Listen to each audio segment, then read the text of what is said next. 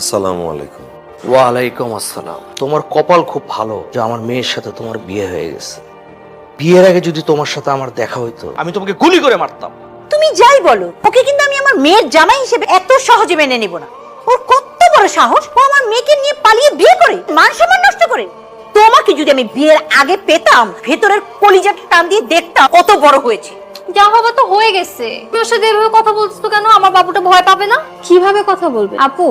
ওর choice যে এতটা খারাপ এটা আমি আগে জানতাম না। ঢাকা শহরে এত হ্যান্ডসাম এন্ড স্মার্ট ছেলে থাকতে একটা আনস্মার্ট গাই ছেলেকে তুই কিভাবে বিয়ে করলি? কি হয়েছে বেবি, চুপ করে আছো কেন? কি ভাবছো?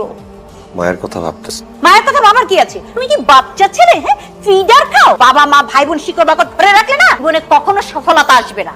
তোমাকে আমি লাস্ট ওয়ার্নিং দিচ্ছি, জীবনে বড় হতে হলে সমস্ত ইমোশনাল কথাবার্তা বাদ দিতে হবে, বুঝতে পেরেছো? জি আচ্ছা।